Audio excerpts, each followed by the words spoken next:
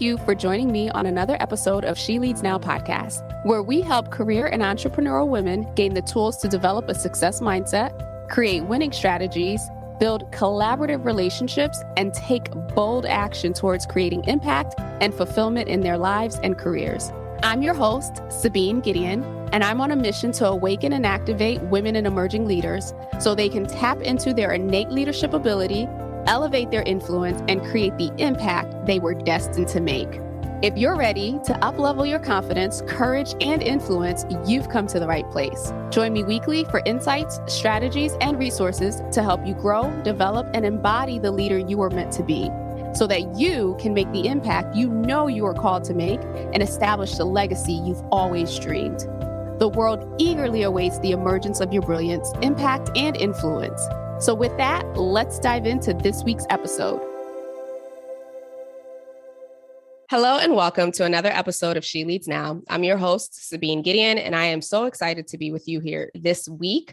Today, we'll be chatting with Victoria Brodsky, who is an entrepreneur who has an amazing journey to entrepreneurship, which she will be sharing today. But real quick, Victoria is an entrepreneurial professional with an interest in all things better for you.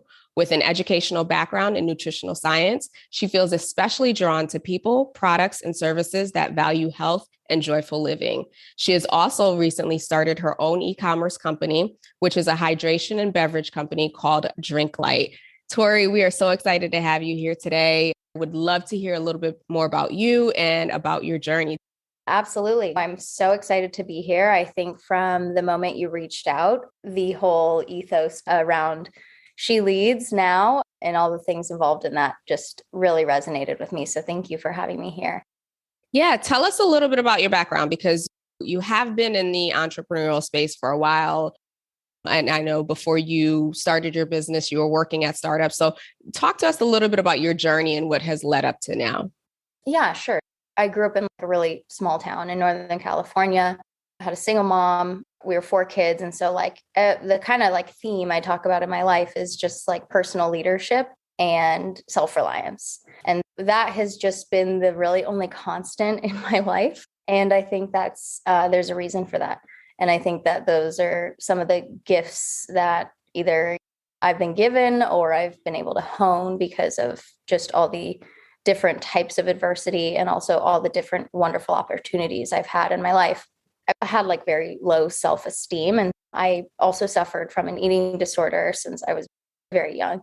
And so going into college, I went to UC Berkeley and I didn't know what to study.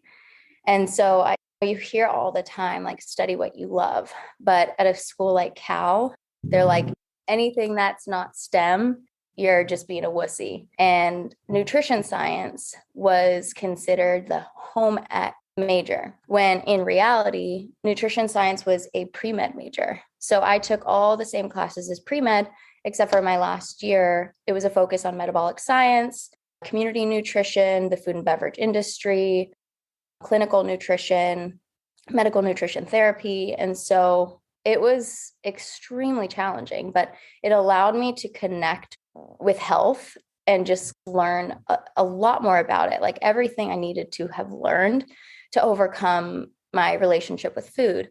But also I get very excited about certain things. And when I was studying, I noticed, and I kept on realizing this pattern that we're not fixing things from the clinical side.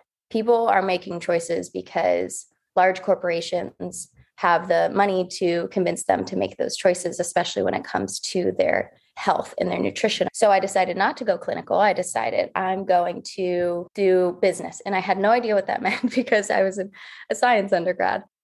But I was very lucky because I waited tables during undergrad and I actually got a internship at a startup that built apps for people with food allergies. And that was fantastic. It was my kind of segue into the world of not only nutrition and technology, but also startups. Essentially, that was the first company I ended up working for after college. But I really just noticed that I was very good with projects and finding problems and solving them in really creative and resourceful ways. I had also been working with a friend of mine from Cal who was a business and economics major, and helped me learn everything I needed to know at that time early on in my career about business, which I'm really grateful for. And basically we've ran a business together ever since then, which has been project management consulting for startups. We've started a couple successful startups that we have equity in. We're co-founders. We still contribute to till this day. We have a couple that have totally failed. We have, some where we've actually started them ourselves and walked away from. But the majority of my career has really been helping other people build their purpose through whatever they're working on. And that has given me like tons of industry experience. Meanwhile, we're working for other people.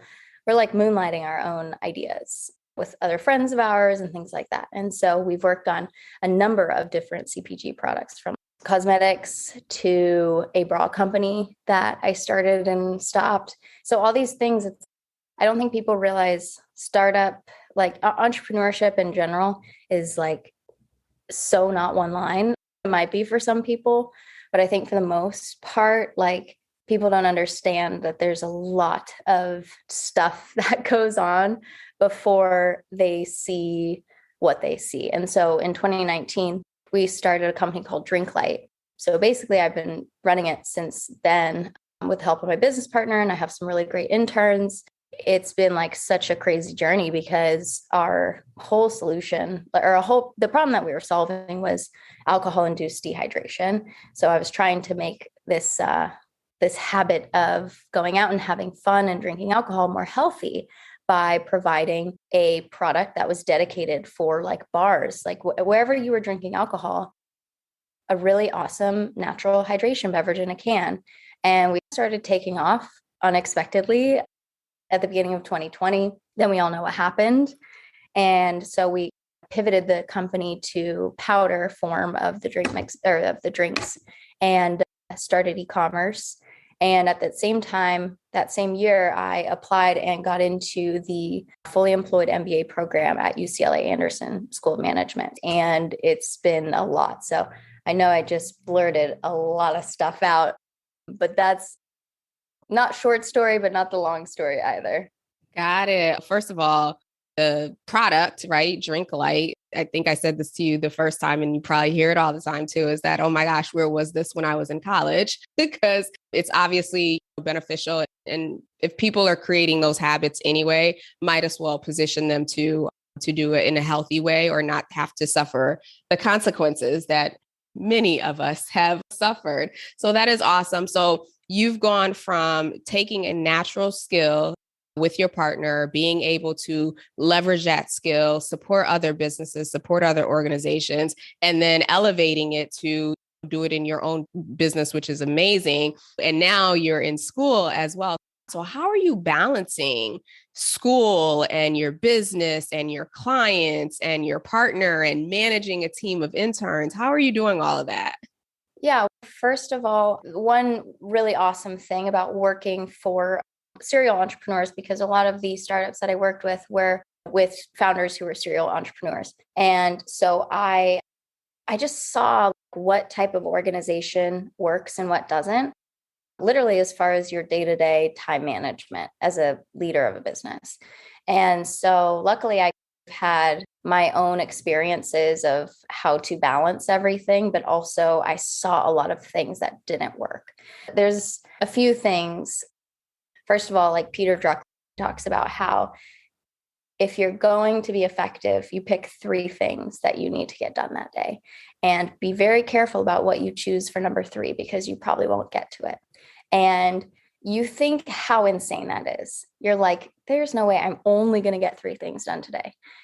Almost every day I get 2.5. And that's on a really good day, because sometimes my whole day is thrown off. So that's one thing, is just, I would just emphasize prioritization. Like, you have to determine what is most important and urgent on that day. And sometimes what is urgent is not important, and what is important isn't urgent. And so you have to use your judgment as to what you need to get done. And so with that, you also have to have a bird's eye view of what's happening over like the next month for you, especially over the next week. And so when I talk to people about this, I give very practical advice as to literally how I like mentally can compartmentalize everything. And I cannot emphasize the importance of a calendar. Like you have to find a system that you can rely on, because that calendar is probably the thing I look at most every single day, just to make sure that I'm planning and going along with what I've planned to do that week or that month. So as much as you can compartmentalize your actual workspace, which is for most of us a laptop, that's really how you can do it. Oh, wow. Okay. So I love the system that you have with the calendars that Peter Drucker, the effective executive, I actually give that book to all of my private coaching clients who are leaders. So I'm with you on that. The prioritization, I speak about this often, and I don't know about you, but at least for me, it's harder than it sounds to identify 3 priorities and then just focus on those things, or getting clarity on, okay, what are the tasks under those 3 priorities? But on the days that I am able to do it, I can't tell you how productive I end the day feeling versus, oh my gosh, I still have this list of 20 items to do. So thank you for sharing that. You mentioned something that sparked a couple thoughts for me, especially when it comes to being in startup environments, because in startup environments, it's madness. It's all hands on deck. Like everyone's trying to figure out what needs to get done. There's not necessarily always role clarity on who does what. And there's a lot more communication that's required, even though it doesn't always happen. And so it's chaos. And so I love the fact that you've been able to take all of your experiences in these chaotic moments to take a step back and say, okay, what works for me, and leveraging the good of each side of it to build your business and obviously to continue to support clients. Now, with regards to DrinkLyte, how did you go about choosing the model for business? Yeah, so I think there's a couple things. Number one is I think that pricing is what can potentially make or break a company. If you've ever taken a look at the case study of Chobani, they never took outside funding and they kept their price very high from the beginning compared to the other brands out there. And that is what made them really successful. And same with e-commerce. You have to think about pricing off the bat. And for some reason, it just wasn't like a priority for me. When I was starting e-commerce, it was like, oh yeah, okay, I think our COGS are around this, so this is a good price. And yeah, this is a little bit cheaper than the competitor. I just didn't think as pricing as a strategy. And I'm learning now, not only through my own experience, but also in business school and studying other companies, that pricing is so incredibly important. And I'm also really grateful because I have a couple other clients in beverage, and my mentor who's been working with me on that has showed me just how the process works of here's how you find out your COGS, which is something I already knew, but I didn't really understand how much I needed to build my business around my margins and shopping around for different vendors and that sort of thing. And so I think that you always struggle to decide on a focus, right? Am I building a brand or am I trying to make a profit? Because they're not mutually exclusive, obviously, but it's really hard to focus on both. And I've worked with companies that have built wonderful brands, but have made no money. Look at Uber, didn't work for them, but that's a great example. And then I've worked for companies that have no really brand recognition, but they make millions of dollars every year in profit. I think when you build whatever you're building, you have to decide on that. And if you don't know numbers, if you don't know a P&L, if you don't know how to keep track of your accounting every week via bookkeeping or whatever, you need to hire somebody. So I would say that is like number one, because those numbers are what's going to make or break your business, no matter how good your brand is. I think number two is also just realizing that determining what things are worth your time to learn and what things are not, so that you can spend that budget out hiring. There were a lot of things where I was like, oh, I don't need to hire anybody. I'll learn this myself. I spent hours and hours and still like trial and error. And I got to a point where I'm like, if I just hired somebody, it literally would have been cheaper at this point. And I don't even want to do this. I'm dreading it. So I think also just making those types of decisions. Fulfillment also is a very big thing. So like there's so much happening with e-commerce, but I think the biggest thing before you start is thinking about your pricing strategy and your brand strategy. Yeah. And just to clarify, for those who may be in the service industry, COG is a cost of goods sold. Correct. So we may not necessarily have high numbers there, but definitely wanted to clarify that. And you're absolutely right. It's really about determining from the beginning, what am I building? What is the end game here? How do I want to position myself? And then backing everything. You know, you mentioned the business for the most part has been self-funded. And so with that process, you've also been able to connect with a lot of mentors, a lot of people in the, call it angel venture capital environment. So talk to us a little bit about that experience, because I've been around it just enough to know that first and foremost, obviously women-owned businesses don't get as much funding as other businesses. And then you add in minority and the numbers get smaller and smaller. And it's also a very tight-knit network environment. And so really it is about building relationships with individuals and being able to identify people who can be your mentor, people who can be an investor, people who can be an advisor. So talk to us a little bit about that experience of building relationships or getting a foot in the door into that space and what that's looked like for you. Yeah, so I think that's a great point, because one thing that I sometimes fail to mention is that when I worked for that nutrition app company for a couple of years, and then long story short, I actually dropped out of my senior year to go work for that company. And I decided I would take 3 years off. 2 of those years I worked for the company. And then that third year I was just going to network full time. And then I'd go back and finish my undergrad degree. So that year, first of all, I was burnt out. But also I just realized, like, working in Los Angeles specifically, like how incredibly important networking is. You hear it, but you're like, whatever, I'm a college kid. Who am I going to meet? But I basically moved in with some family friends in Orange County. And I decided I'm going to go to every single free networking event that I could find on Eventbrite or Meetup that had to do with just startups in any industry that I was interested in. And so luckily, I was very close to UC Irvine at the time. And UC Irvine had a accelerator incubator space that they would do public events at. So like I would go to a public event, for example, like 1 Million Cups is a wonderful resource for people. I don't think people know about this nonprofit company, but it's nationwide. And essentially it's an organization that allows anyone to go pitch an idea to a crowd of people over coffee. And usually it's like very early in the morning. And I was like, this seems cool. I'm going to go do this. And so I remember pitching a company I had an idea for, because it doesn't really matter even if that company exists. It's let's hone your pitching skills. And on that very first morning, the very first networking event, I met one of the most important mentors of my life. And literally we were just working together an hour ago. So all that to say, I intended to network for an entire year.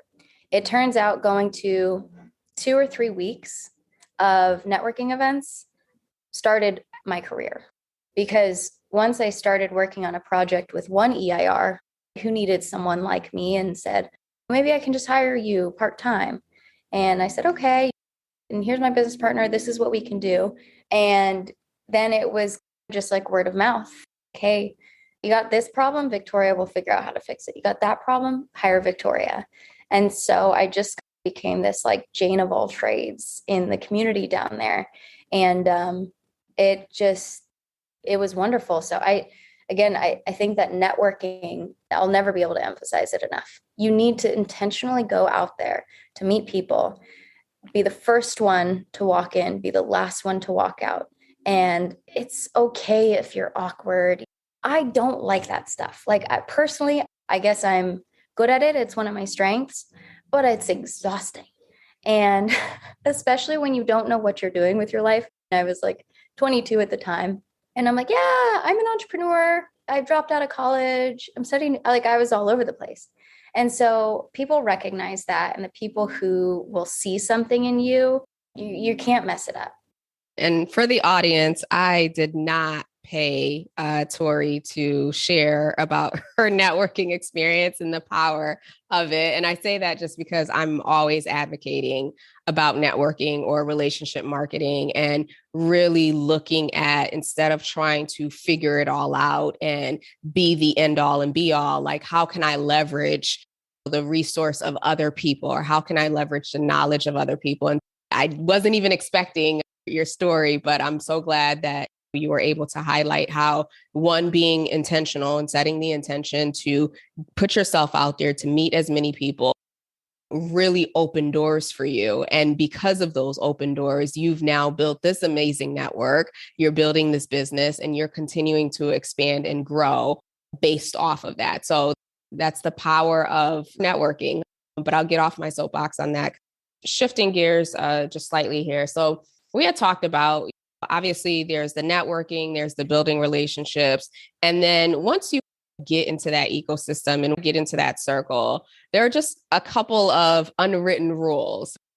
Since women business owners, we're not playing in those spaces as much. What are some of the lessons learned in that environment and through your experience that you would want to share, so that if someone is considering, hey, I might look for funding at one point, what are some of those do's and don'ts and some unwritten rules that you would mind sharing?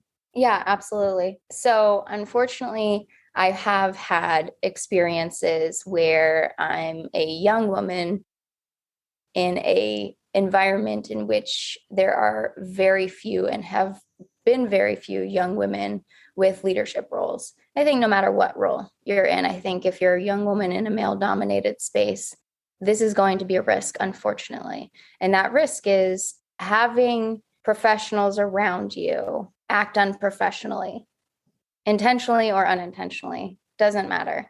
And I don't think, like, I've spoken to my female executive coach about this, and I said, because I've been like, had really negative experiences in the past with male bosses or male clients, it's really hard for me to trust like a new investor that's coming on who's male, or a new advisor, something like that. It's really hard for me to trust because now I think that's what they're thinking.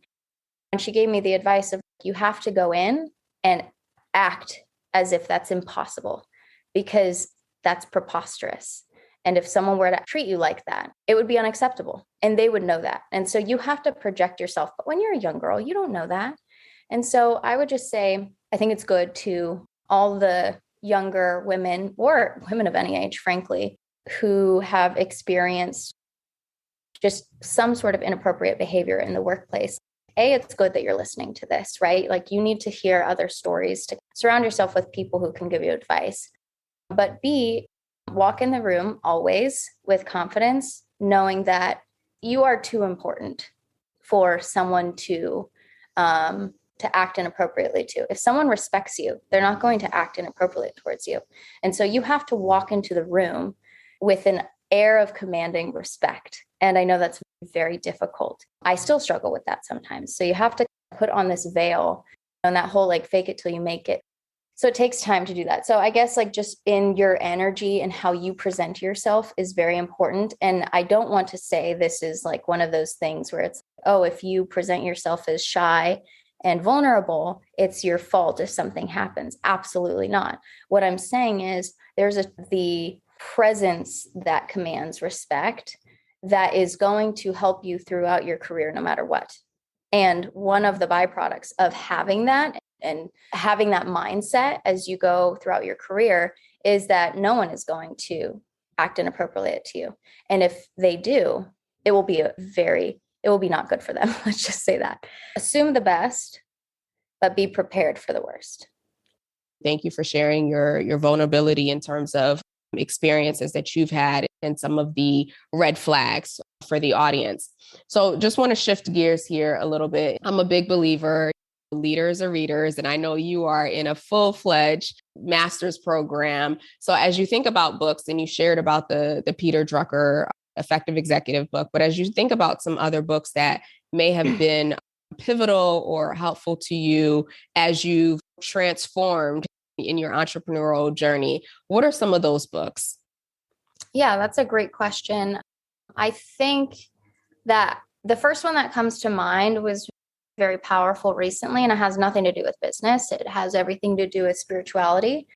And that's The Power of Now by Eckhart Tolle.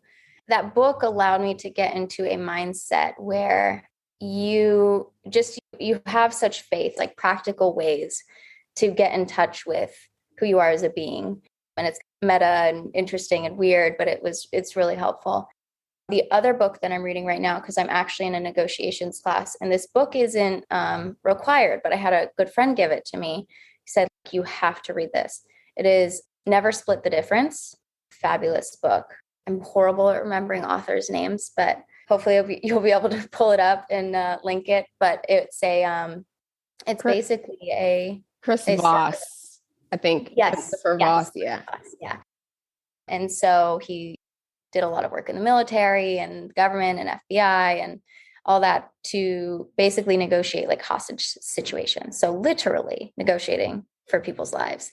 And all of the things were so incredibly applicable and effective that he learned, right, in those situations. A fun read that my mom just gave me for my birthday, and it was a really quick read. It was just fun and it made me happy, was Lily Singh's new book called Be a Triangle. I think that's what it's called. And it's very short and it's very funny, but she talks about how like your life, like you have to have a foundation other than just your career. And I think especially women who are focused on their career, like hyper-focused, like they put their value right in their career. And even when you are at a place where you are happy, like with your career, if that's the only thing you've invested in, you're probably not going to be super happy elsewhere. Awesome. Okay, so we will link all three of those books, including The Effective Executive, in the show notes. Another good book recommendation on negotiations would be Alexandra Carter's Ask for More. Hers is complimentary to Chris, so I definitely recommend that if you're focused on negotiations. Tori, thank you so much. You've shared so much about your journey and your process. And one of the things that I'm taking away from this interview and this message is that entrepreneurship, like we mentioned before, is not this linear path, right? As you're becoming whoever it is that you're becoming, you're able to leverage that and express that through the work that you're doing. And so for those who are listening, who, have businesses or who are thinking about starting businesses, or you have that side hustle and you're trying to figure out what does this look like? I think the encouragement that you can take away from this is that you can start one way and allow your growth and your development to lead you. Before I let you go, how can the audience get in touch with you? How can they reach out to you? How can they learn more about DrinkLyte? Yes, absolutely. First of all, you can go get your first DrinkLyte for free at DrinkLyte.co. That's LYTE.co. The second place is to go to VictoriaBrodsky.com. That's my personal website. You can email me there. You can see my LinkedIn, my Instagram, and connect with me on any of those. I suggest email. Awesome. We will have the website as well as the handles, the social handles on the show notes. So be sure to check those out and be sure to connect with Victoria and get your free sample of DrinkLyte. So with that, Victoria, thank you so much again for sharing your knowledge, your journey, your wisdom, and how you've really been able to navigate this path of entrepreneurship. For you all listening, I will be back next week. Thank you so much. Have a great rest of the week. Thank you for tuning in to another episode of She Leads Now. Be sure to join us next week for another transformative discussion to help you grow, develop, and embody the courageous leader you've always been. Be sure to subscribe to the show to get alerts when new episodes drop, and join us for our next Leaders Lounge meetup on Zoom. Details and dates for future sessions are included in the show notes below, so take a look there or head over to SabineGideon.com/lounge to register and hold your spot for the next session. Again, that's SabineGideon.com/lounge to grab your spot. Excited to connect with you all inside the lounge. Talk to you soon.